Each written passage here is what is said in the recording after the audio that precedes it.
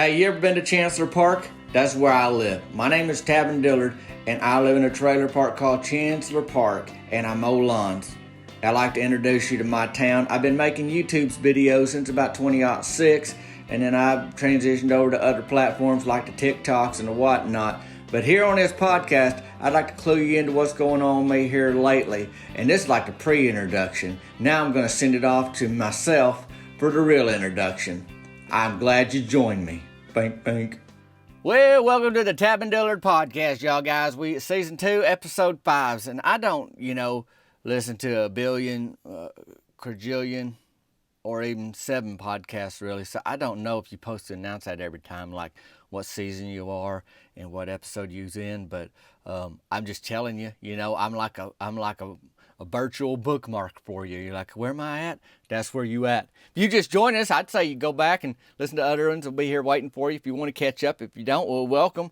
I'm glad you're listening to the Tavin Dillard podcast this morning, or this afternoon, or this evening, or this nighttime, or whatever. Like, I don't know when you're listening to it. Because in yesteryear, or the year of the radios, you could tune your dial and say, oh, my show going to come on at this time, and then you gather around the old radio and you do your listening. But now, the podcast, which is like a radio show, it happened when it's convenient for you. When it's convenient for you, when it meet your schedule, when you got your other things done, or maybe when you're going to do something else. You say, I listen to that when I'm out on my walk, or when I'm out pulling weeds in the yard, or when I'm out washing the dishes, or in washing the dishes. I don't know where you wash your dishes at, but that kind of thing, I am Tavin Dillard. I told you the name of the podcast, and well, it's my podcast, and so that's me, Tavin Dillard. I mow lawns. I live in the Chancellor Park. And I've been playing in the Winter League adult softball season. Appreciate you joining me. I really am. I know you got other things to do, and you're making time for this, so that's a big deal to me.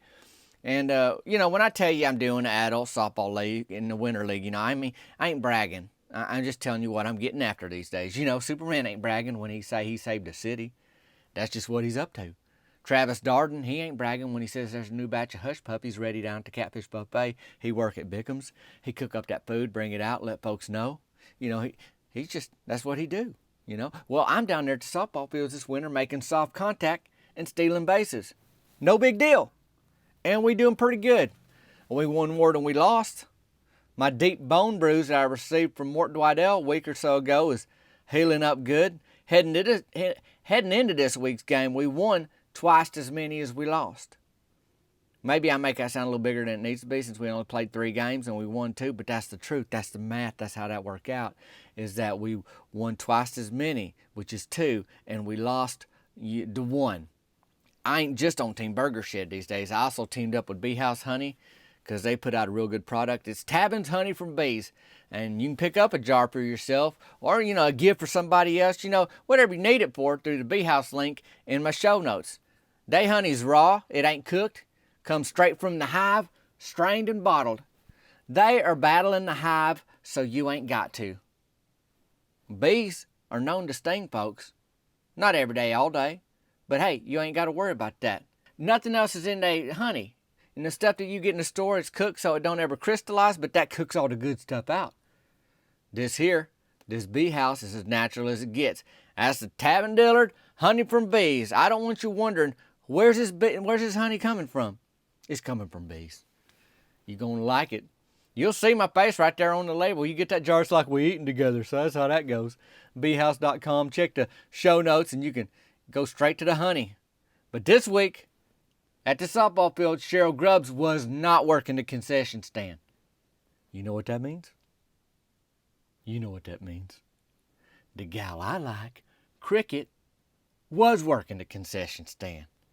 And to my surprise, she pulled a Mary Beth Tucker and brought her own things to sell at the concession stand. Now, I ran into her earlier in the week, and I was like trying to talk her out of that, kind of thing. Like, you ain't got to do that. But, of course, at the end of the day, that's her call. I'm down there at the softball fields to win softball games, to play hard, go 110% and all that. And she down there to do her thing at the concession stand. So, I'm just going from experience, though. Mary Beth Tucker, she was steady living on the edge last season with her, quote, fun ideas, of how to make the concession stand better. And it didn't really work. I mean, the concession stand burned down, had to be replaced, if that tells you anything about how good Mary Beth's ideas were. I guess Cricket was feeling, the pressure to really make a good impression down there, so she brought a couple cheese dips that you can eat with chips, or a couple of hot dogs with it. Her and her daddy, they hunt quail, and she made a quail dip that goes, I guess, in with the cheese or whatever, and she was really, I'm telling her, you ain't got to be setting the bar so high, and you got to be prepared. You don't make enough, then what? And also, you're going to have folks have higher expectations every week that they come to the softball fields. That's my concern, at least. But it ain't my call, kind of. It ain't, I'm getting concerned with stuff that ain't my thing to be concerned about. I'm supposed to get down there and be concerned about stealing a base, making contact, catching the ball, throwing the ball. And I admit, I got a little worked up about the concession stand, but I'm thinking, folks just like Skittles, hot dogs, snow cones, soda pops, leave it at that. But we got a whole group of people in town between Mary Beth and now Cricket too, and Cheryl Grubbs that say, hey, we're going to step up the game. And hey, I'm all for, high quality, but I just don't know if we thought it all out. I'll tell you though, one thing, that aroma of the quail dip was drawing folks in. Well, then if you putting hot nacho cheese on a hot dog, you got to have some way to keep it hot, right? Well, that's a crock pot. Then you got the option for chili, which Cricket brought that this week at the softball fields. That's going to be another crock pot. So she brought the cheese, she brought the chili, she brought the quail dip that had cheese. It's like cheese quail dip. I don't know how you say it, but have we learned nothing, though, from Mary Beth Tucker's mistakes? I mean, don't get me wrong. It all sounds great. Like I said, she even brought the jalapenos. But she had many crock pots. Not M-A-N-Y, although now to think about it, she had a bunch of them, but M-I-N-I crock pots, which means they ain't real big, and you can run out of whatever's inside it pretty quick. So that's where I'm at. I'm concerned because Cricket's down there really stepping up the concession stand game, but does she have enough to maintain? Because in any business, you got to find that balance of how much inventory you need, what your customer base is, what they like, that kind of thing. So there's like a learning curve. Well, the thing is, when Mary Beth Tucker brought them hot buttered dinner rolls that were softer than baby angel's legs, as her mama's recipe, she had no idea how popular they would be. Same when she brought chili. And if Cricket sets a certain standard, then she may feel like she got to maintain that all season long. It's setting expectations. It's setting them expectations. How high? Could be real high, truth be told. So that's where I got a little tore up inside, got a little concerned. I ain't mad at any of this, don't get me wrong. I just don't want it to backfire on her. If it ain't thought out, it could really cause a mess. Just like Meemaw when she had 800 bonnets for squirrels made back in the 80s. Meemaw loved that idea. Squirrels did not. Did not. You ever seen a squirrel with a bonnet on? Me neither. Well, she sees the error of her ways now, but she didn't, she's just trying. Meemaw was trying something she thought would be a good idea. But most folks ain't got a squirrel as a pet anyhow, and squirrels themselves, they don't carry folding money. So how in the world Meemaw expect to make money off that, I ain't sure. But, she figured out later, okay, I didn't think this all the way through. You learn from stuff like that. And here we are at the concession stand with Cricket, the girl I like, and she has set out to really impress the ballpark crowd with her fine dining offerings. Stressed me out a little bit. But I had to focus on the game and also not just assume that this is going to go all wrong. This could be the best idea ever. Myron Curtis sure was excited, I'll tell you that right now. He runs up to me before the game, emphasis on the word before, and he said, did you see what Cricket brought to serve tonight? While he's holding a chili cheese jalapeno dog. I mean, he was halfway through that thing, and I could barely believe it. I said, Myron, do you see what you're doing? He kind of looked around, shrugged like he had no idea, just shrugging his shoulders, like, I don't know what you're talking about. I said, Myron, we ain't played yet. We eat after the game. And it ain't like you having a granola bar. You eating stuff that'll steady tear your guts up. How do you expect to play with chili, cheese, hot dog, and jalapenos churning around in that gut of yours? Well, Myron looked down at that, dog he had in his hand, and he took another bite, and he's like, that'll be my last bite, Tavin. I can just set it down, and then I'll have Cricket heated up in the microwave she brought. I said, she brought a microwave too? Myron said, oh yeah, it's like Extension Cord City over there.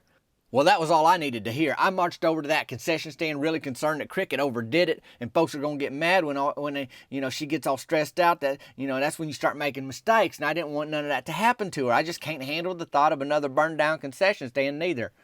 So I get over there. We about 5 minutes from game time, which means the damage has already been done to his guts this close to the start of the game on Myron, and the line's gotten pretty long. Word spread quick about all the good food over there.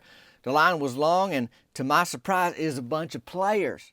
Like fellas that was just fixing to play softball that night. Not just Myron Curtis, but a whole string of players. Most of the other team was there. I seen JT Whitlow in line, and he was excited. I said, JT, what are you doing? He said, I'm going to get some food. I shook my head. I said, don't do it, JT. Wait till after the game. Then he said, but Cricket's working. She's a pretty gal, and she's single. Well, I started thinking about that. Now, here's the deal. I like Cricket. We pretty good friends. I guess JT's right. I ain't never asked her to be my gal or nothing like that, but I sure wasn't happy to hear him say that. So he decided to stay in line. I just say, just get some Skittles or something, JT. Don't get them jalapenos. So they call him for our game to start, and I'm watching over half the other team hustle over to their dugout with chili dogs in hand. I mean, Cricket was doing serious business at the concession stand. I just walked up to the window, and she was steady, calm, and collected, just serving it up. She smiled at me. Hey, Tavin, you doing okay? Game about to start? Yeah, I was just checking on you. You about to sell out? And then she pointed to the ground behind her to 3 utter Crockpots. I'm good. I got plenty of backup. Huh. Well, I sure didn't expect that. So I got over to the ball field feeling a little better about the concession stand situation. Seems like Cricket thought it out a little bit better than Mary Beth Tucker did. Time will tell. Just like time's going to tell how these chili dogs and whatnot are going to affect tonight's game. You know what I mean? Now, I got moved down to the 3rd slot in the lineup because Rance Farnhart tore it up last week in the leadoff spot when I was recovering from a deep bone bruise courtesy of Mort Dwidell. And Rance showed up, and he showed out, buddy. So I ain't mad at that. I ain't mad that he earned a leadoff spot. The way I look at it is that I can produce anywhere. You bat me second, bat me ninth. I'm a ball player. I'm a base stealer. I play ball, I steal base. Wherever you put me in the lineup, just like that way, that's how that goes. So Rance, he gets up there. He skipped the pregame concession stand trip, came in steady focused, and he raked the first pitch of the first at bat. So it wasn't just like the first at bat and he's 7 pitches in or something. The first pitch Rance seen, danger, over the fence, 1 zip, just like that, we winning. Russell Tucker's starting to look like a genius putting Rance there, and I guess Mort kind of looks good by taking me out with the upper thigh kick last week at Coach Hicks' boxing gym that ended up putting Rance in the, that leadoff spot. It really throttled me back last week to the point come game time, I couldn't go full speed or even make it through the game. I sat down after the 5th inning last week. But this week, it's good to go. I was ready, except for the fact that I keep thinking about JT Whitlow now wanting to see Cricket. We ain't never had that talk. Me and Cricket ain't never had the talk, or me and JT ain't never had to talk about Cricket. But I sure didn't like it. Well, Russell moved Rusty Tidwell behind Rance batting second, and Rusty almost always makes good contact. You can expect that from him. And tonight wasn't no different. He had a line drive to the outfield wall, double. Who's batting third? That's me. Tavin Dillard. Somehow the ball hit the end of my bat. You know how the knob at the end of the bat below your hands, that little knobby thing on the bottom of the bat? Well, I'm going to swing, and somehow it gets all timed up that when I swing, where that ball bounces right off the knob of the bat, and then it just dribbles toward the pitcher. Fair hit. Well, I'm always off on contact. I was halfway down the line before the pitcher moved. Rusty Tidwell was off too. The pitcher bolted off the mound, and by the time he got to the ball, he had to decide if he's going to try and get me at first base or get Rusty at home. He shuffled that ball home, got Rusty Tidwell by a hair, and then the pitcher doubled over like he got punched in the gut. Well, I was still running by the time the catcher figured out what was going on. I was on third base. We had 1 out, 1 run in on account of Rance Farnhart's homer, and I'm on third base. But there was bigger fish to fry, or should I say, bigger chilies to dog, if you know what I mean. That pitcher's in a world of hurt, and I just hollered from third base, "Hey, did you get a pregame chili cheese dog?" He hollered, "Don't even say that name." Their first baseman, Donnie Wayne Chambliss, he looked at me and nodded like, "Well, we got a bunch of them chili dogs." And I knowed. I seen all them fellas in line. I figured that's what was going on. It's not like food poisoning, like the stuff Cricket's serving ain't good, but it's chili cheese dog and you playing a softball game. Do the math on that kind of thing. So they had to take him out, that pitcher, and put in another pitcher. Now, I don't know how much you know about Winter League adult softball, but you can take a guy out and he can go back in later. It's not like he's out of the game forever. Well, that pitcher went to the bathroom, and you know you got to be feeling pretty bad if you go and do big business in a park bathroom. I mean, it's serious stuff, but that's what happened. I mean, we ended the first inning with 3 runs, and we just poured it on all night. Everybody except Myron Curtis. Third inning, it was basically a repeat of last season when the same thing happened to him, tore his guts up. I tell you, Myron's a big boy with tender guts. That's just the story on him. And them park bathrooms echo, and Myron ain't quiet. We lost him for 2 innings to that bathroom tonight, but the other team had 5 or 6 fellas just steady rotating out of that bathroom. You know, it's kind of like the line rotated from the concession stand to the bathroom. They didn't score a run. It almost seemed like they was swinging at anything just to move the game along. We won 10-0. Budsberger Shed is 3-1 in the Winter League. Now, you may be wondering if all these guys had food poisoning, but I'm telling you, if you eat a chili cheese dog with jalapenos, you might as well have food poisoning, because that's going to start a party in your guts that goes on till question mark, question mark, question mark. That's how that go. I know Cricket was steady focused on making a good impression at the concession stand. I get that. And she wasn't trying to hurt nobody, but looking back at the end, it kind of felt like she was like the 10th member on our team. We lost Myron for a couple innings, but it's like Cricket was on our team, because that other team got taken out too. Of course, it was their choice. I guess the smell of all that chili and cheese and quail dip drawed them in and finished them off. You know, set you up and knocked you down. So after the game, I got a free snow cone, because the way that work at our concession stand is if you win with Thursday nights, you get the free snow cone. You get to choose the flavor. Now, there have been times where they out of certain flavors. One time, all they had left was the pina colada. And I said, no, I'll just go to the burger shed and pay money for a milkshake kind of thing. But that's just how I do. But tonight, I'm telling you, fully stocked concession stand. Cricket's running it like a top. And, you know, the winning team gets a free snow cone. And Cricket asked me if I wanted a chili dog. And I said, let's just go to the regular dog right now. You know, I've seen enough of what happened. Even though I wasn't about to play no softball game, I didn't want to end the night on a chili dog. Because if I eat late before I go to sleep, I have weird dreams. I had a dream recently with a little late night thing. It was something crazy. Like, I was barefoot and I was on a raft that was made out of honeycomb cereal. And I don't know if you know about honeycomb cereal, but it's like Cap'n Crunch, where it just tear up the roof of your mouth. But I was using it as a raft, so I was barefoot and it's tearing up the bottom of my feet. And then I was like had like an oar. You know, I'm standing on this raft made out of honeycomb, paddling to shore. And then on the shore was a potbelly pig with a harmonica just playing, you know, like a little tune, you know, a little harmonica tune. How'd that go? And then next to him was this herd of squirrels that was dressed like cowboys, and they was teasing me. They was laughing at me. I don't remember if they were teasing that my feet hurt or they were just making fun. But I just hollered at them because I was so mad at them little cowboy squirrels. I said, y'all couldn't wrangle a wild horse if your life depended on it. Well, then they started crying because I insulted their livelihood.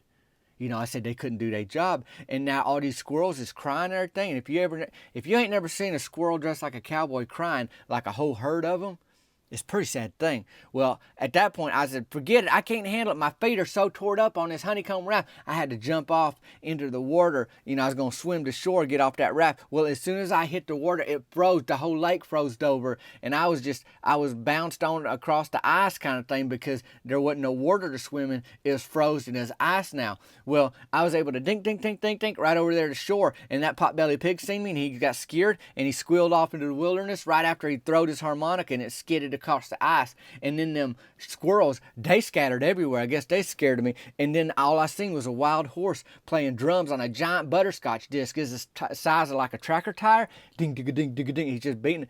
And I said, hey, you better be quiet. You're making a lot of racket. Don't you know there's these cowboy squirrels around here trying to get you? And he just looked at me and said, nay. And then I woke up and I said to myself, I'm having an early supper tomorrow night.